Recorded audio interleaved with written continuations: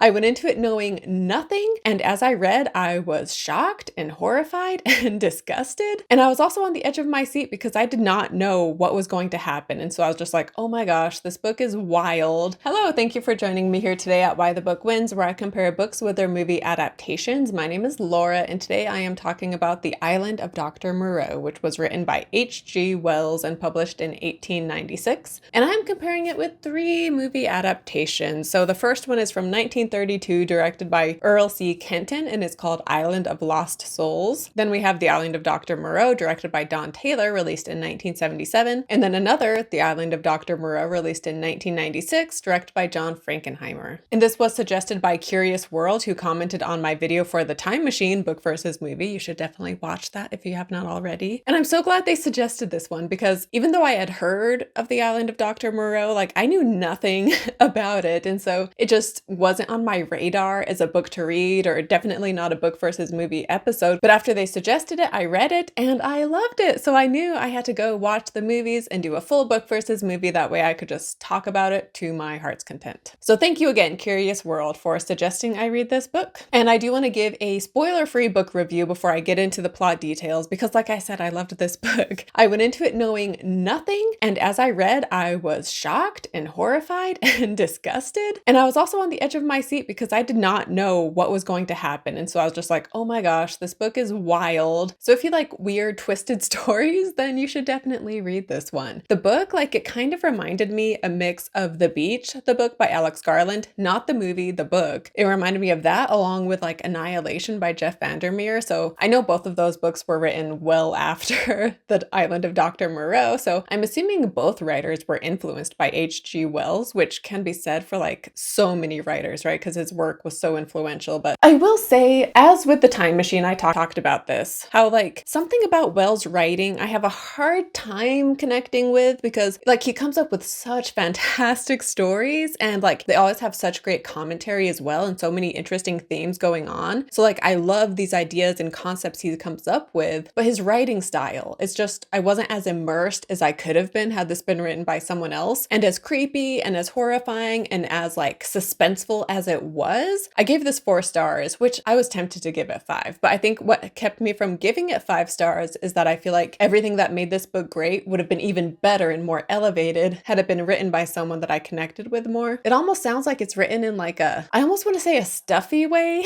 but H.G. Wells, he grew up poor. So it's not like he's like this rich English gentleman who had it easy all his life or something, and like pompous. So I don't want to make it seem like that's how it comes across. I don't know. There was just something, a disconnect between me and Wells' writing, something about it. I think it is just like the older writing style, which honestly doesn't usually bother me. There's so many books I love that are from the 1800s. So I don't, something about Wells' writing in particular though. It's a bit like stuffy is the best word I can use, but I feel like that doesn't quite explain it as fully as I want to, but anyway, that's the best I can explain it as of right now. Nonetheless, I would still highly recommend this book. So if what I'm saying makes it sound like it's something you're into, which I will say this isn't one I would recommend to anybody, because yeah, it is weird and it's crazy, and like I said, this is from the 1800s, but it is like very shocking at times. And also, if you're sensitive towards violence towards animals, you should not read this one. So it's not one I would recommend to anybody, but if what I'm saying has you curious, you should definitely read it before you watch the rest of this video, because I am now going to be getting into spoilers. So since I'm covering 3 different adaptations along with the book, and all 4 of these like have their differences, so I think I will do this similar to how I did my Dracula book versus movie, where I talk about each movie first and like just my general review thoughts with some light spoilers. And then from there, I will get into the characters and the events and how they relate to all 4 of them all at once, essentially. Hopefully that's not a confusing way to do it, but I feel like it worked for Dracula, so that's how I will do it today as well. So beginning with the 1932 movie Island of Lost Souls, you do need a Criterion Channel account to watch this one, or you could buy the DVD, of course. But yeah, it is only available on the Criterion Channel. So first off, Bela Lugosi is in this,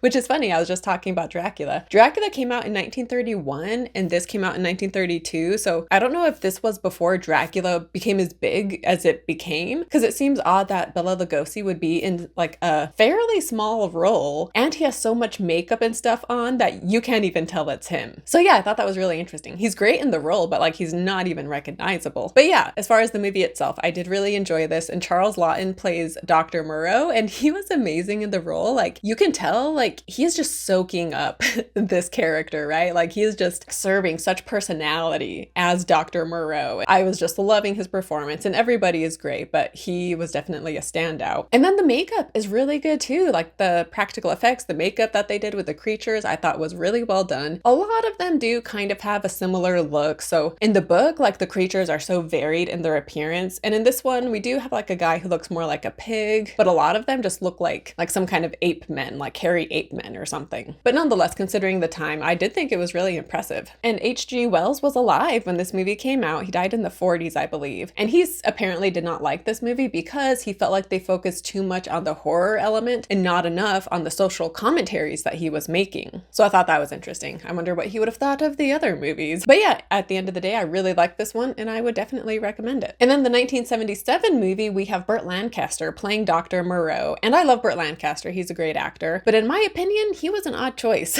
for this role. And he just, you know, the other guys who play Moreau have just such personality. And it seems like I said, they're just like soaking up this character in this role and just give such memorable performances. Whereas Burt Lancaster is not the case. And while this movie was entertaining, I would say it is like just more bland. Blander. Is blander a word?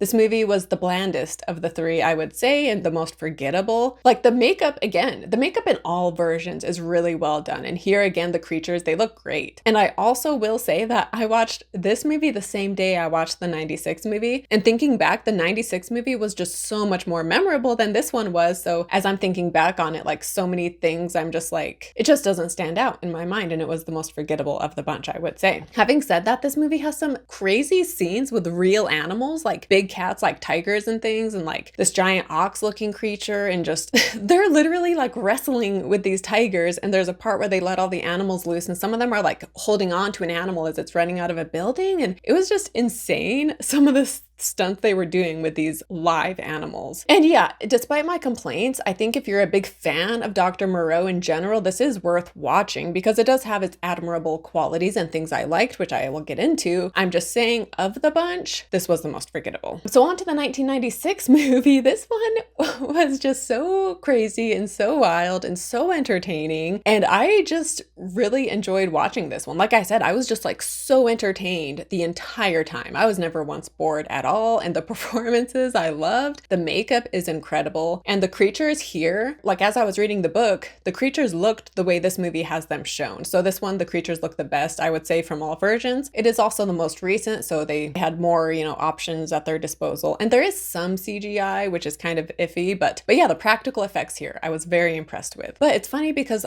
apparently production of this movie, the making of it was just hell and miserable, and everybody just hated working on it. And there is like so much drama going on with the backstory of this movie that there is even a whole documentary about it called Lost Soul, The Doomed Journey of Richard Stanley's Island of Dr. Moreau. Because Richard Stanley was supposed to direct, but because of different drama, he got kicked out and the Frankenheimer guy came in. And then we have Marlon Brando, who plays Dr. Moreau, and he plays this role in such a unique, distinct way. And when we first meet Dr. Moreau, he's outside, and so he's covered with this like white paste on his face and these like big old sunglasses and a hat, and he's being carried like a prince or something. And as soon as I saw him looking so strange, I was just like, wow, of course, Marlon Brando in this role is just going to eat it up and just be a total weirdo. And he is like just so strange throughout this whole movie, but it works. And his version of Moreau does seem to have like a weird kind of love for the creatures, like, you know, so in all other versions, Moreau has a whip that he like uses to, you know, keep the creatures in line. Whereas this one takes place in modern day. So instead he has implemented chips into all of the creatures. And so he can press a button and electrocute them. Like if things get crazy, that, you know, keeps them at bay by electrocuting them. So he does that to them.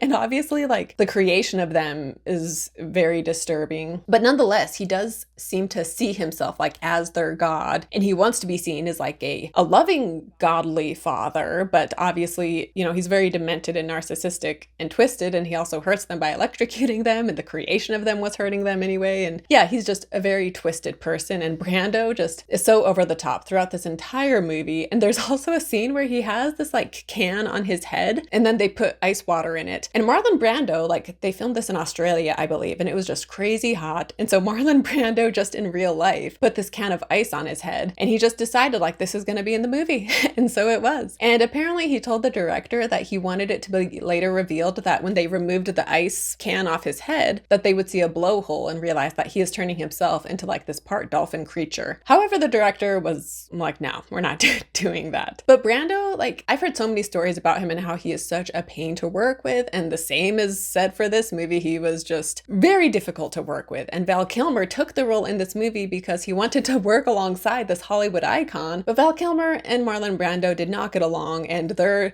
butting of heads is part of the reason why production was so horrible and why it took so long. And speaking of Val Kilmer, so he plays Montgomery, who is Moreau's assistant, and he is also just so weird and over the top. Like, it worked though. Like, I loved his performance, and as I was watching it, I was like, man, he's being so ridiculous. But like, it seems like Kilmer is having fun being ridiculous in this role. However, when I read behind the scenes, apparently he wasn't having fun, but regardless, it worked, and I enjoyed his performance. And I also think one of the reasons his character is so strange is because, he's performing alongside Marlon Brando, who was doing the most. And so I feel like Kilmer, was trying to compete with Brando to be as memorable, and it worked. They're both just so much, but I loved each of their performances, and I thought it worked. And then also in the book and in the 32 movie, the 77 movie, Montgomery is, again, very forgettable. Like, they do not give Montgomery much to do in the 77 movies. But in the book, he was an alcoholic, as well as in the 32 movie. Whereas here in the 96 version, he is a drug addict. So again, another way that they modernized it. So yeah, ultimately, we also have David Thewlis playing the lead role, and I thought he was great. He apparently did not go to the premiere because, again, filming was so miserable. He wanted nothing to do with the movie, and he did not want to see the final product. But this is a movie that is considered to be like so bad it's good. And yeah, I would definitely recommend it. It's got some weird scenes, of course, and the book, like, if you've read the book, like I've been saying, it is just very weird and disturbing at times. And so, of course, a movie that faithfully adapts it is also going to be weird and upsetting at times. And so that is the case here. So again, I would caveat, this isn't not a movie I would recommend to just anybody, but if it seems like it's up your alley, you should check it out. Anyway, now let's get into the plot details, starting with the beginning, getting to the island. So in all 4 versions, the main character has a different name. In the book, his name is Edward Prendick, though, so throughout the rest of this video, I will be referring to him as Edward. But in the book, he had survived a shipwreck, and then his raft was found by another bigger ship, and so he is brought on board and brought back to health. And a man named Montgomery is on that ship, and he is transporting a variety of animals to this island that he is going to. And Montgomery and the ship's captain do not get along, and Edward is just caught up in the drama between the 3 of them. And then when they drop Montgomery off on his island, Edward is staying on the ship because he's wanting to get to their main destination, but the ship's captain is just mad, and so he forces Edward off, and he has to get off on the same island as Montgomery. And the 1932 movie has the same premise as well, except in this version, Edward has a fiance. So once he is rescued by this ship, he sends a message to his fiance being like, hey, this is the name of the ship that rescued me, and I will be arriving in this place on this date. Whereas the 1977 movie gets rid of the ship and instead has Edward's shipwrecked lifeboat. It just washes ashore onto the island where Moreau is. And I thought this was a good change. Like, I don't think anything is lost by removing the scene on the ship. And so yeah, I was fine with his raft just washing ashore. And he also washes ashore along with another shipmate. However, that guy ends up being killed, and this is the only version that has the second man. And then the 1996 movie has him being rescued by a ship, and Montgomery is there. However, in this version, when Montgomery is getting off, he convinces Edward to join him, which was very different because in the book and all the other movies, Edward is seen as this unwelcome guest on the island. Whereas here, Montgomery is like, yeah, come join me, come on.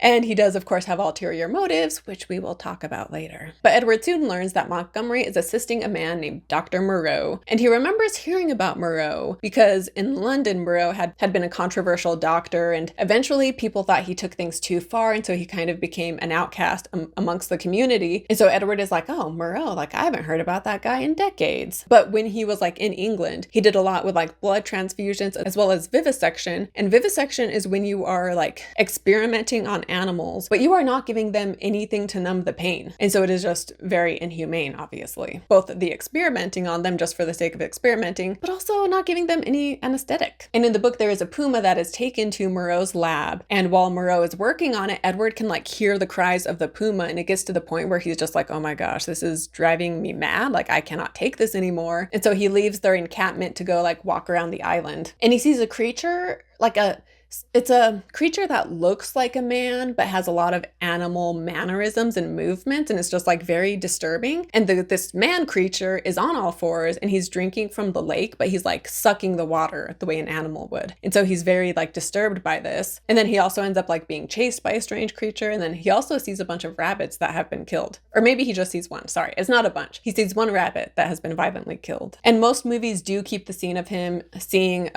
like a creature drinking from the water. I know the 77 movie has that. I know the 96 movie has that. I'm pretty sure the 32 movie does as well, but now I'm having a hard time remembering. But only the 96 movie includes the dead rabbits. And then none of the movies have Moreau currently working on a puma. But in all versions, he starts to realize how like the servants, like there's one main servant, I think Maling, like in the book, and then some of the other movies, it's like one primary servant. But Edward starts to realize that this servant has like furry pointed ears. And he's like, what the heck?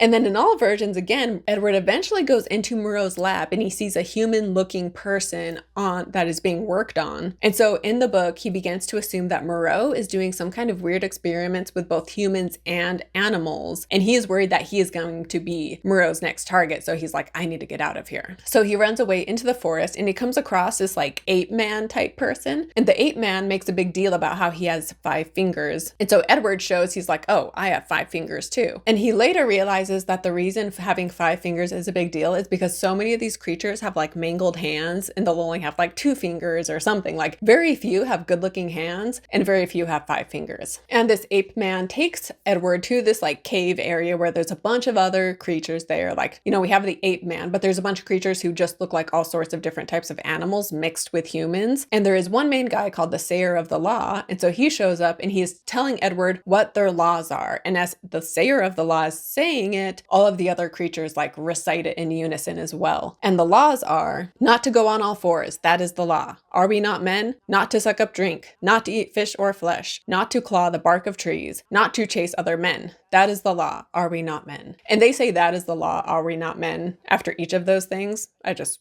cut it out. But when talking about Moreau, they say his is the house of pain, his is the hand that makes, his is the hand that wounds, his is the hand that heals. And while all of this is going on, Moreau and Montgomery end up showing up. And at first Edward, and this is like specifically in the book, but also in the 96 movie, at first Edward like doesn't want to join him because he's like, you're doing experiments on humans. Like, I'm not going to join you. Like, I'm going to be next. How can I trust you? So they end up giving him a gun, being like, here, take our gun. There you go. Now you'll feel safe. And then they get him and take him away from the creatures. And basically Edward finds out that Moreau is not working on humans. He is experimenting on animals, trying to turn animals into humans. And that is why these animals look human-like. I talked about how Edward was hearing the cries of the puma, and the puma over time was starting to sound more human-like. And so Edward was like, oh, he's done with the puma. Now he's working on a human. And that's why I'm hearing human cries. But the reason he was hearing human cries was the puma was becoming more and more human as he worked on it. So that's why the cries were changing. And in the book, Moreau does kind of share like more details as to how he gets an animal to look like a human. And yeah, it's all pretty disturbing. But when Edward is talking to Moreau about this, Moreau says, it was the one thing I wanted, to find out the extreme limit of plasticity in a living shape. But, said I, the thing is an abomination. To this day, I have never troubled about the ethics of the matter, he continued. The study of nature makes a man at last as remorseless as nature. And he has yet in the book to create a creature that is like as human as he wants it to be. And he says, they build themselves their dens, gather fruit, and pull herbs. marry even, but I can see through it all, see into their very souls, and see there is nothing there but the souls of beasts, beasts that perish, anger, and the lust to live and gratify themselves. Yet they're odd, complex like everything else alive. There's a kind of upward striving in them, part vanity, part waste sexual emotion, part waste curiosity. It only mocks me. And one thing that is unique to the book is that when Moreau takes Edward away, he is telling them like, oh, he's like one of us, he's like me. And the creatures are confused because they think that Edward is one of Moreau's creations. And they're like, wait, but he was like showing off his 5 fingers and he wanted to know the laws and he was asking me like, what is there to eat? Like he was acting like he's like this newly created being. And it was just funny because as Moreau and Edward are walking away, he overhears like the creatures talking, being like, what the heck? Like I thought he was one of us. Like that's so weird. Like he was acting so stupid. How is he one of them? And I don't know. I just thought I really liked that touch in the book and none of the movies included it, where the creatures are like, wait, what? Like, I thought he was one of us. But in all of the movies, we have the scene where, for one reason or another, he ends up being in this gathering of creatures where they tell him the laws. And they also talk about the House of Pain. So where Moreau does the experiments and where he turns them into humans, the creatures call it the House of Pain because obviously they experience a lot of pain and torture. And so when they're created, that's where they are. And because they're not, put under, they remember it all. And on top of that, none of the creatures stay as human as Moreau wants. Like when he's finished with them, they are like relatively human-like, but over the course of time, they inevitably revert back to being like whatever animal they like were originally. And so when they start to revert back and when they start to break the laws, Moreau takes them to the House of Pain and does more work on them to get them more human-like again. And in the book, like I said, he's working on a panther, puma, to turn it into a human. And in the book, the panther is a female, whereas in the movie, he has already successfully created a female from a panther before Edward has even arrived. And so by the time he gets on the island in all versions, there is an attractive woman there who he later realizes is a creation made from a panther. And in the 32 movie, he sets her up with Edward wanting to see like, ooh, will she mate? Will she have human instincts towards him? However, Edward is engaged in this version, so he quickly shuts it down. And then later when he realizes that she is one of his creations, he is shocked. And the 1977 movie is interesting because there is a female there yet again. I think her name is Maria in this version.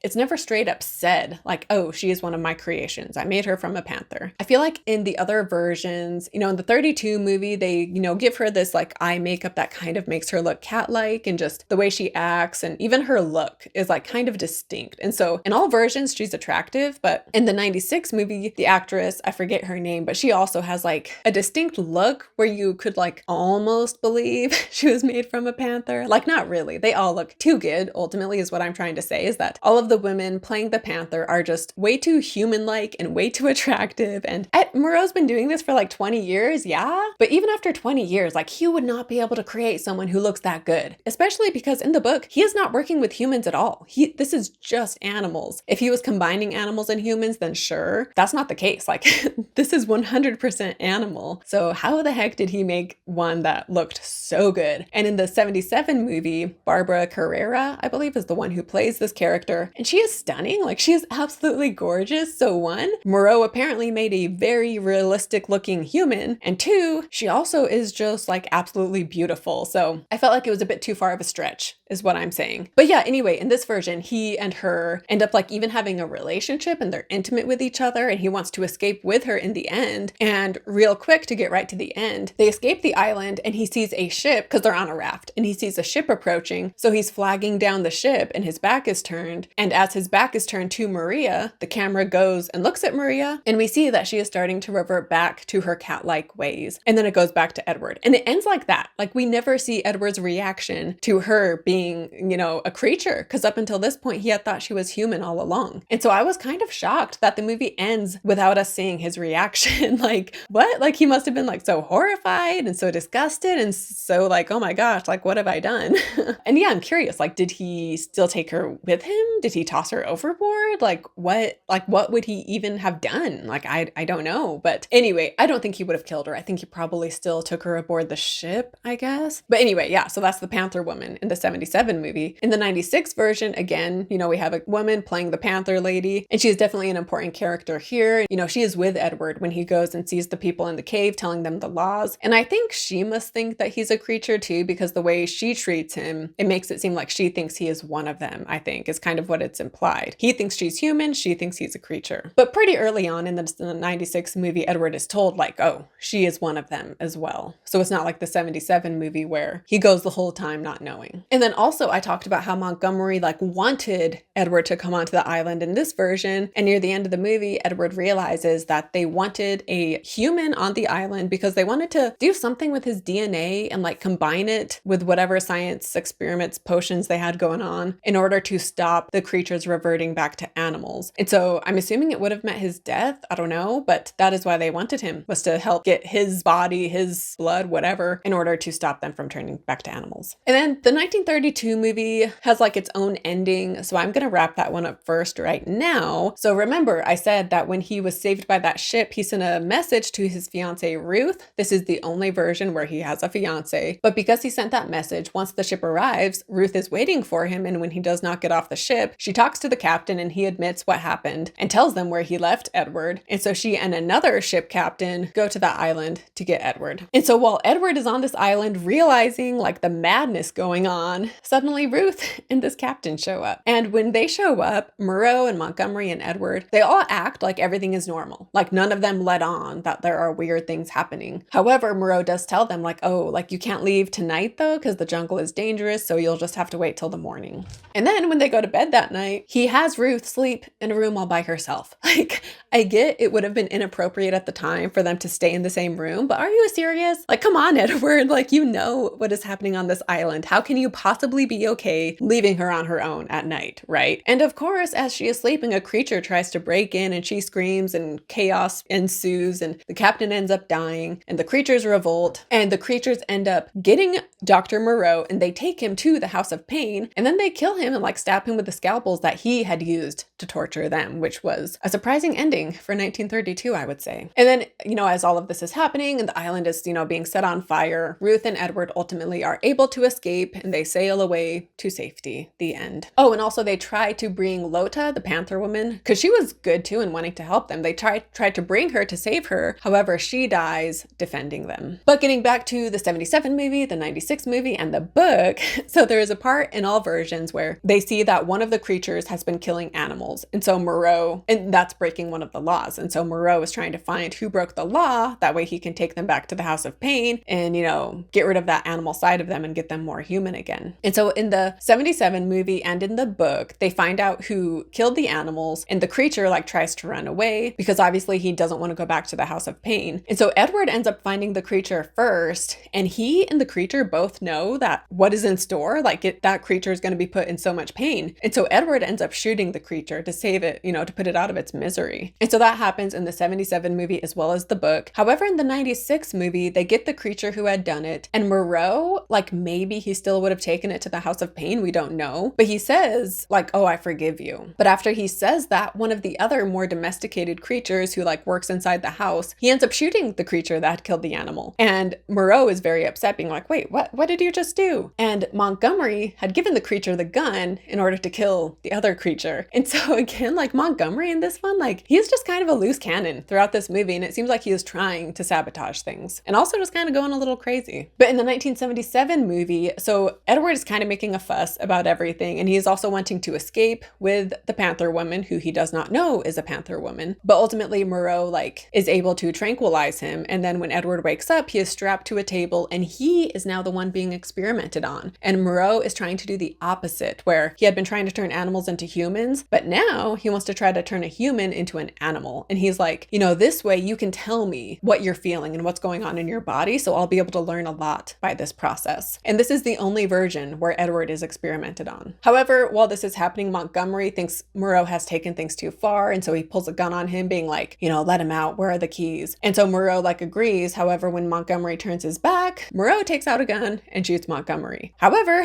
when the creatures see that Moreau has killed Montgomery, they're like, you broke one of your own laws. Like you told us not to, you know, kill each other or harm each other. And here you are doing it. So this is what causes the creatures to revolt. And ultimately they end up killing Moreau. But in order to keep the creatures in line, Edward, who has since escaped, he tells them like, oh, like you think Moreau is dead, but he's actually still alive. And so he can watch you and he knows what you're doing. So you better behave yourselves. And he even strings up Moreau's dead body acting like he's alive. But the creatures don't buy it. Like it distracts them long enough that Edward and the woman can escape. But ultimately the creatures know it's a lie lie, and they, come onto the compound and set fire to things and let the animals loose, and it's all chaos. And then I've already talked about the ending here where Edward and Maria are on the raft, and he had been turning into an animal. However, on the raft, he becomes more human because he is reverting back to his original state. And then as he is reverting back to his original state, Maria is also reverting back to her original cat state. And the movie ends without us really knowing what happens. And also in this version, they were wanting to bring Maling with them as well. However, similar to the 32 movie, Maling dies when he is trying to protect Maria and Edward. And now to talk about the 1996 movies. In this version, one of the creatures, the hyena man,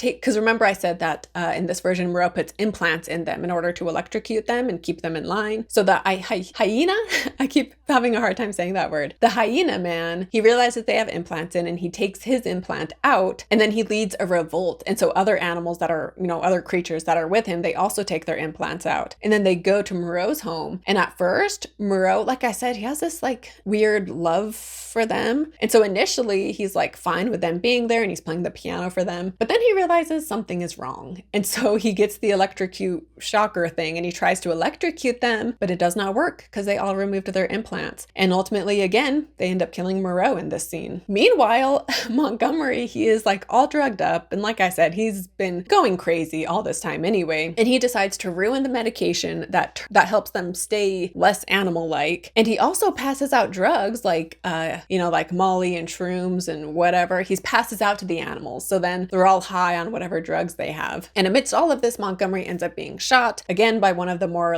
domesticated animals that work in the house. And at this point, all of the creatures have guns, and things get pretty crazy where the creatures are just shooting these machine guns, and it's just very over the top. But Edward and the panther woman, he is trying to escape with her. However, she ends up being killed by the group the hyena man is with. And then ultimately, Edward, they kidnap Edward, and the hyena man is being Moreau had been our god, but now I'm God. So tell everybody that I'm God now. And Edward is well, actually, Moreau, you and others killed him and ate him. So a lot of you ate the body of Moreau, which means all of you who were part of that, you're all gods now. And the hyena man doesn't want to have competition, so then he starts shooting the other animals that were involved in the killing of Moreau. And again, this just causes chaos, and the place burns up, and lots of people die. And then ultimately, we see the next day, I guess, and the only animals that are still around are the more calm ones. And so Edward is, he's made his raft, and he's going to sail away. And yeah, the remaining creatures are just going to stay on the island and live as peacefully as they can, I guess, as they inevitably revert back to their animal ways more and more. And now to move on to the book ending. So one day Edward is outside smoking when the panther woman, who is still a work in progress, escapes, and she comes running out, and Moreau chases after her. And this ultimately leads to the death of both Moreau and the panther woman. And then Montgomery, who like I said is an alcoholic, who has, I don't know if I mentioned this, but in the book, Montgomery has a fondness for the animals. And we do see this to some extent in the 96 movie as well. But Montgomery decides to give the animals alcohol. So he gives them alcohol, and as it happens in all the versions,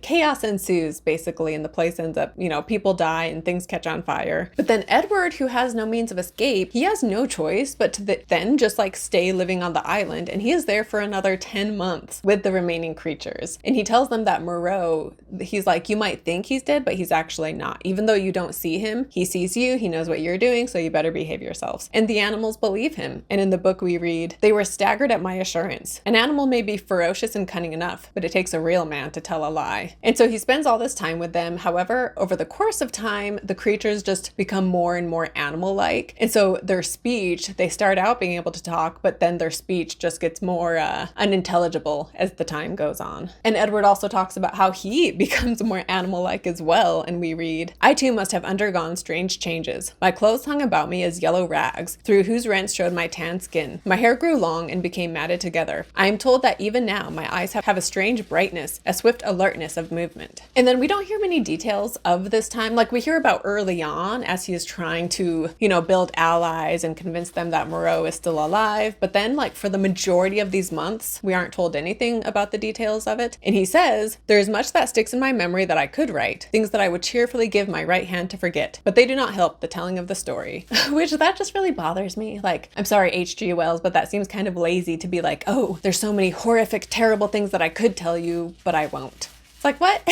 Don't tease us like that. Like, if there's something that fascinating and weird and interesting, like, I want to hear about it. So don't be like, oh, there's so much I wish I could forget, but I can't tell you. So not a fan of that. But eventually, as in all versions, he is able to construct a raft and leave the island. However, once he's back amongst humans, he obviously suffers from some major PTSD, even though it's not called that. And he also sees how like there's animalism even in his fellow humans. And this next part is kind of long, but I wanted to read the section of this book which reads, "Then I look about me at my fellow men, and I go in fear. I see faces keen and bright, others dull or dangerous, others unsteady, insincere, none that have the calm authority of a reasonable soul. I feel as though the animal was surging up through them, that presently the degradation of the islanders will be played over again on a larger scale. I shrink from them, from their curious glances, their inquiries and assistance, and long to be away from them and alone. When I lived in London, the horror was well nigh insupportable. I could not get away from men. Their voices came through windows, locked doors were flimsy safeguards. I would go out into the streets to fight my delusion, and prowling women would mew after me. Furtive, craving men glanced jealously at me. Weary, pale workers go coughing by me with tired eyes and eager paces, like wounded deer dripping blood. Old people, bent and dull, passed murmuring to themselves, and all unheeding a ragged tale of jibing children. Then I would turn aside into some chapel, and even there, such was my disturbance. It seemed that the preacher gibbered big things, even as the ape man had done, or into some library, and there the intent faces over the book seemed but patient creatures waiting for prey. Particularly nauseous were the blank, expressionless faces of people on trains and omnibuses. They seemed no more my fellow creatures than dead bodies would be." And then in all of the movies, Moreau and Montgomery are vegetarians, but then in the 96 movie, Montgomery kills a rabbit to have served for Edward. He says like, oh, I did this for you. And he has one of the domesticated servants prepare it. And when Moreau sees this, he's like very aghast and is like, oh, like take it away. Like we don't eat meat. What are you doing? Whereas in the book, they do eat meat, and they specifically get rabbits to bring to the island to breed so that they have more meat to eat. However, Montgomery always prepares the meat because Maling, the main animal creature servant, they don't want him preparing meat because they're worried it'll like awaken the animal meat eating side of him. However, near the end of the book, when they see someone on the island is killing rabbits, Montgomery admits like, oh, I did teach Maling how to kill and skin and prepare a rabbit so that I wouldn't have to do it. And so that is a big no-no. And so they are like, oh no, like Maling, he could be the one killing animals. And H.G. Wells himself was a vegetarian, and also it seems like he was into animal rights, because this book is definitely a big theme, right? Because Moreau isn't experimenting on humans, he's experimenting on animals in such a cruel, disturbing way. And also the time machine, which I covered, that one also seemed to have like an anti-meat eating message, which I didn't even touch on in that video because there was so much to talk about as well. But I could definitely see if they made a modern remake of the time machine, I could definitely see them focusing on that aspect of it and making the story be about how, you know, inhumane and how terribly we treat the animals that are like mass produced for our consumption. And it just in so many ways, H.G. Wells definitely seems like he was a man ahead of his time. And yeah, just now that I've read 2 of his books, I am excited to just read more because there is just so much to them. And another thing that he is critical of in this book is religion, because Moreau, for one, he compares himself to God because he's creating these new humans, and he also creates these laws for these humans to abide by, right? But he is hypocritical because he himself can break the laws, the animals just can't. And that is what upsets the creatures ultimately. And in the book, they also don't see him as being capable of dying, like they see him as being above that. And so when Edward tells them like, oh, he's actually not dead, like he can still see you, they are quick to believe it because Moreau had this larger than life persona that he was their creator. And obviously that also has like, you know, some Christian elements to it, being like, oh, he's dead, but he's still alive and all of that stuff. The 77 movie and the 96 movie do have that aspect. And so it does seem like they are critical of religion. And Wells was at times an atheist, but it seems like his beliefs kind of changed over time. So sometimes he was an atheist, but at other times he did believe in some kind of higher power. And I myself am a religious person, which similar to Wells, I've had like varying degrees in my spiritual journey, which haven't we all, right? But nonetheless, I am a religious person, but I do enjoy reading books that are critical of religion and also critical of people who like just blindly believe something and follow something without questioning it, because I do believe everything should be questioned, right? Like if you're part of a religion, don't just blindly follow it, like question it and figure out if it really is something you want to believe and be part of. And speaking of religion, there's a part in the 96 movie where when Edward realizes what is going on, he's telling Moreau, he's like, you know, this is satanic, like you're crazy, this is wrong. And Moreau responds, quoting scripture, being like, you know, judge not lest ye be judged. And, you know, ye without sin cast the first stone. And like, if I was Edward, I would be like, Yeah, like I'm fine judging you because I have not done anything that is nearly as twisted and deranged as what you are doing. So I feel confident that I can judge you, and I'm fine casting the first stone because you are a sick wacko and what you're doing is wrong. But I did want to talk about the creatures. I know this has been a longer episode, but in the 32 movie and the 77 movie, the only female Moreau has created is the Panther woman. But in the new movie, in the 96 movie, as well as the book, he has created female creatures. And in the book, he talks about how they reproduce, but that the females will often eat their own young. And in the 96 movie, Moreau has created this like tiny human-like creature that becomes his mini-me, and he will dress like Moreau. And there's even a part where they're both playing the piano simultaneously. And it was, again, just one of those bizarre touches to this movie that was just so weird, but I liked it. And also this guy, like, he was a real person who was like 2 foot 4 inches. So yeah, that was a real man playing that character. But there's also another creature that escapes in the book that we hear about. And because Moreau, he at first was creating just like these random creatures, like whatever creatures he created. However, after this creature escaped, he decided to stop creating whatever random things and instead only create humans. But this part is so creepy, I wanted to read it. It says, "It killed several other things that it caught. We chased it for a couple of days. It only got loose on accident. I never meant it to get away. It wasn't finished. It was purely an experiment. It was a limbless thing with a horrible face that writhed along the ground in a serpentine fashion. It was immensely strong and an infuriating pain. It lurked in the woods for some days until we hunted it. And then it wriggled into the northern part of the island, and we divided the party to close upon it." So ultimately they are able to kill this thing. But yeah, after this like weird snake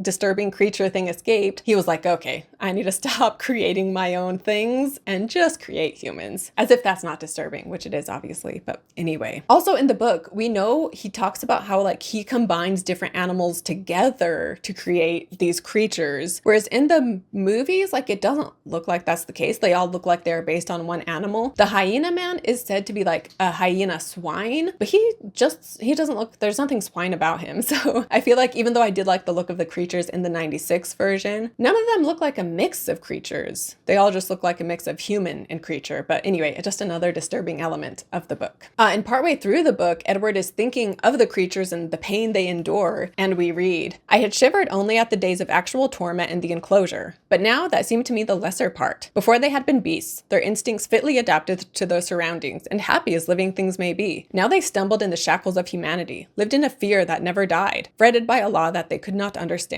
Their mock human experience, begun in agony, was one long internal struggle, one long dread of Moreau. And for what? It was the wantonness of it that stirred me." And then to talk about which movie I liked best, I think I already said this, but the 96 movie is my favorite. I did really like the 32 movie as well, so the 32 movie is second place. But the 96 movie is my favorite, and it's also the most faithful to the book, I would say, even though it does have some big changes. And I will need to watch this documentary that talks about the behind the scenes. I have not yet seen it. If you have, comment like the craziest thing down below in the comments and let me know. But yeah, so when it comes to book versus movie, I will choose the 96 movie to compare with the book. And also this movie, it does try to show the social commentary as well. Like when Edward escapes, he talks about being with humans again and seeing like how animal-like and violent humans can be. And they also have like the religious commentary as well. And so I think it did try to capture more than just the horror aspect of the book. However, the commentary is better done in the book ultimately. And in the end, I would say that the book does win. I really did love this one. And I think maybe the word I was looking for as far as the writing style is maybe detached, because detached is how I kind of felt reading The Time Machine. And so that's kind of similar to how I felt reading this, where I almost felt detached from the story. Like I just wasn't as immersed in it as I wanted to be ultimately. But nonetheless, the book wins. I did love it. Such a unique story. I mean, it definitely takes some,